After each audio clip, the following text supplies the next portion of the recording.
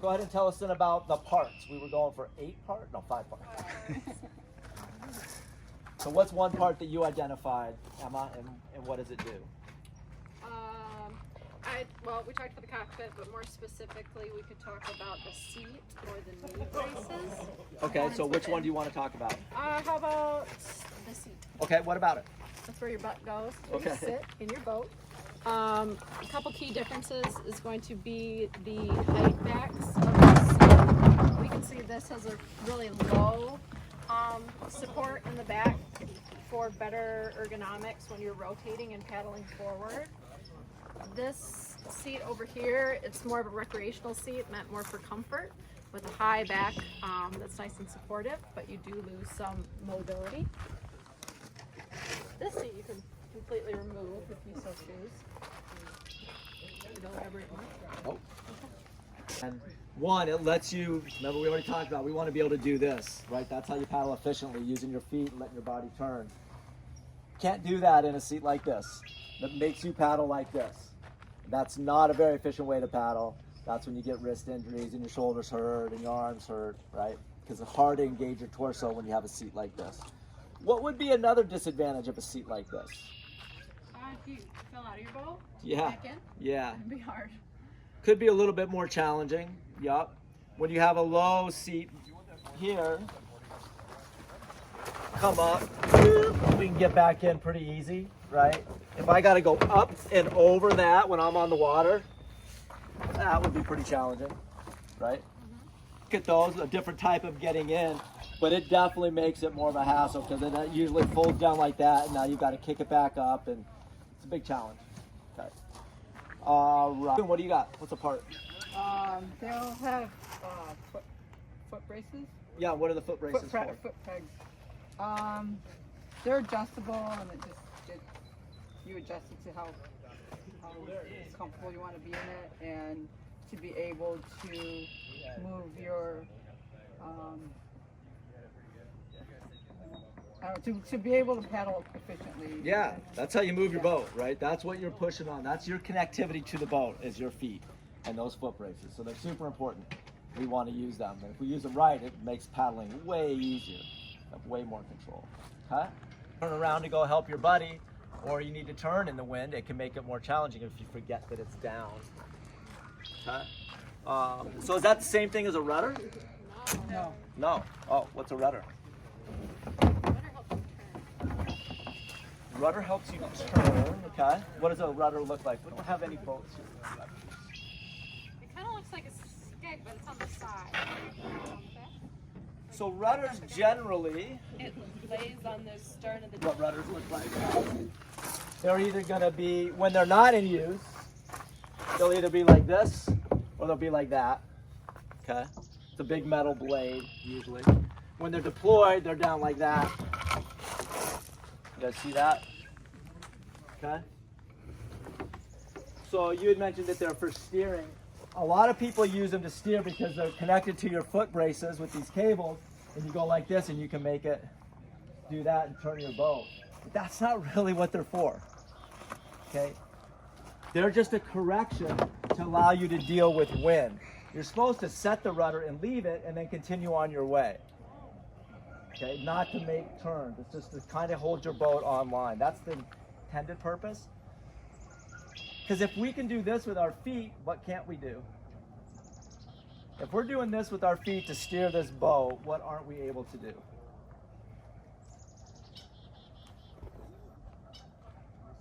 Push on those foot braces for power. We're trying to go straight, and every time we push on it, it does this. That's not good, right? They do make some now that you have the foot braces fixed and then you tap on the top of it just with your toe just to set it. But you're not using it to steer, you're just kind of setting it, okay? Something exciting. That's exciting. Yay! These days, that is exciting. It's another person. Okay, disadvantage of rudders. Why don't these boats have rudders? In our shop, we don't sell boats that have rudders. Why is that? If they break, they're a pain. And generally, when you use rudders, you depend on rudders. And then when it breaks, you're in bad shape, okay? That's one reason for sure. Another reason is it's this big giant metal thing flopping around on the back of my boat. And if we tip over and have to help each other get back in our boats, this is a hazard to have. We're bouncing around in the waves and it's windy and there's enough going on. We don't need this big metal thing flopping around back there in our way. Okay? Another thing is that we talked about the cables that connect the foot braces. They're inside the boat and they run right alongside the inside of the boat. Your foot can get hung up in those. So now if you tip over and your foot is hung up in that cable, that's not a fun place to be. You probably won't want to paddle again after that. Okay? That is a scary feeling. Okay. So that's another negative. But here's the biggest one in my opinion.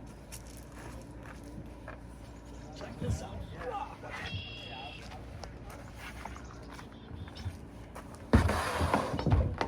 If we're paddling along and it's flat, okay, the rudder's in there and everything's great, okay?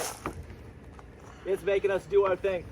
But generally, people, when we have boats with rudders, they're sea kayaks and it can get rough and windy and bouncy, and a lot of times we want those rudders to help us go straight, or so we think. But the problem is that every time I go over a wave, this thing comes out of the water and it's not even doing anything. And then I go back down, and then I take the next wave. So half the time it's not even in the water, right? Whereas skates are mounted under the boat back here, they tend to stay more connected to the water than something that's all the way back here. Got it? Yeah. Awesome.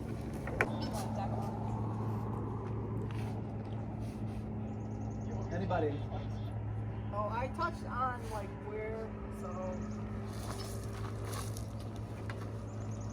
where the deck lines are Yeah. on the different boats.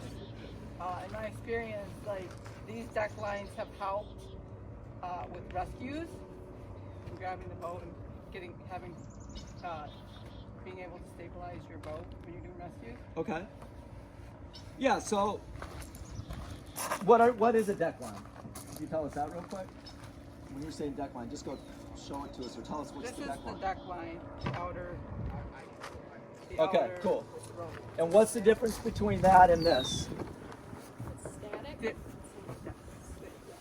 Yeah, so this is a bungee, this is a deck line or perimeter line. These are static, these are dynamic. These are for sticking stuff under, paddles, water bottles, maps, hats, whatever.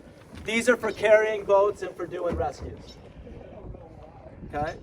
Because if you grab this in a rough water environment or to carry a boat, it's just going to snap, you're going to get your finger all twisted up and it's not going to be fun. Right? These are solid, not going to flex. Good.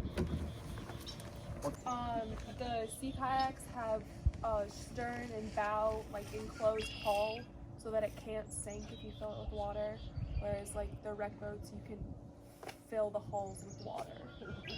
Okay, so what? Yeah, so enclosed hull. What do you mean by that? Like how? Show us.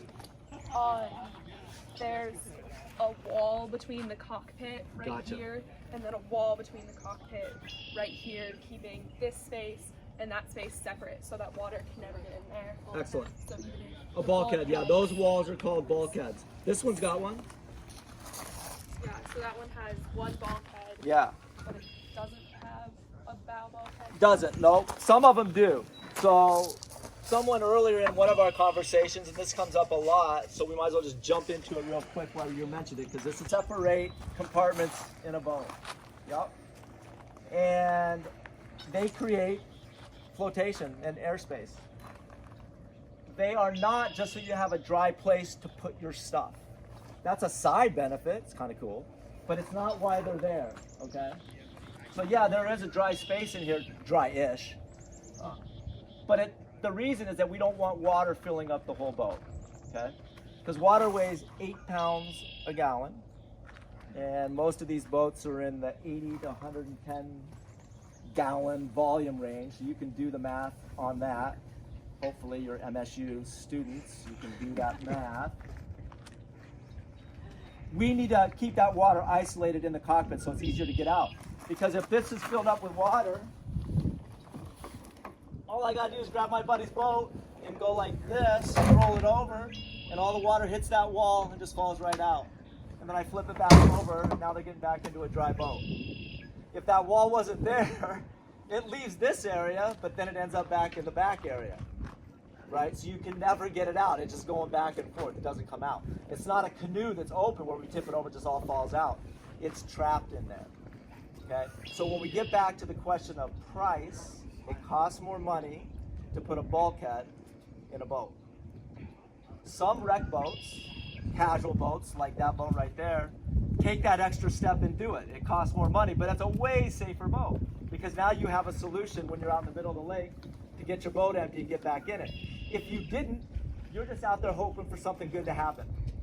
Literally, if somebody's driving by in their pontoon and they're going to help you, because you're not going to swim that boat back in. It's not going to sink to the bottom, but it'll just be right at water level. It will not be able to be emptied. And so those inexpensive kayaks don't have bulkheads. That's a big thing. Okay? So what it means is you can still paddle those kayaks, and we're not against them at all, but you need to be super mindful of where you're paddling. You need to be somewhere where you can stand up and you're close to shore. And close to shore doesn't mean, oh, I'm 50 yards out. I'm a good swimmer. I can swim to shore from 50 yards out. If you tip over when you're not expecting to and you weren't planning on going for a swim that day, you're not going to make it. Really good chance. Today, we're going to see people paddling out there that if they tipped over, there is no way. I've got $100 I carry in my glove box. Scott knows I've paid it before, only one time, on a wager. But nobody that tips over out in the middle of the lake is swimming back in here. Okay, so if they weren't expecting to do it, but that just happened to them in their hoodies and their jeans, and they're just paddling along, probably didn't have a life jacket on or PFD. So we want to have a way to sort ourselves out when we're out there. If we don't, we need to be close to shore. Right? You guys cool with that? That's the big difference. Some wreck boats, anyways, back to your point, Claire, do have bulkheads in the front as well. It's rare though, super rare. Okay, cool. Did we get everything? One other difference I see that's probably worth bringing up.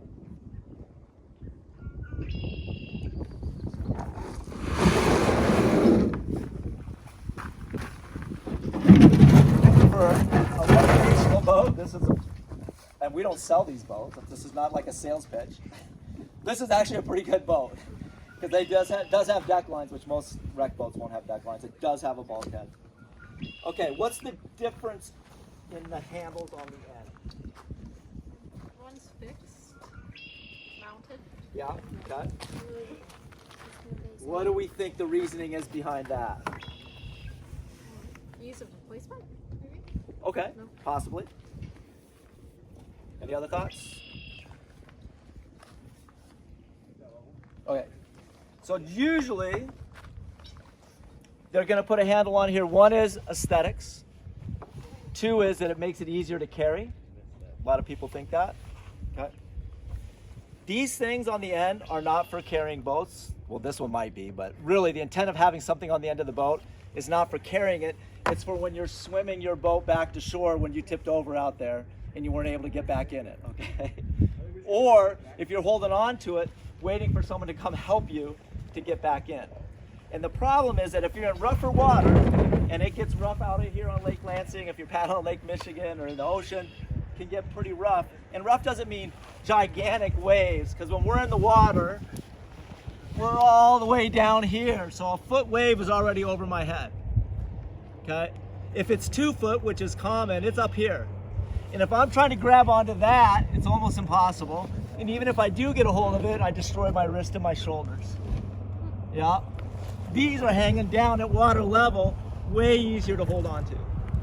And I've got control, my boat can do stuff. Difference between this single line and this that's looped over is that with this one, I have the chance of grabbing it and my fingers going through it and getting caught.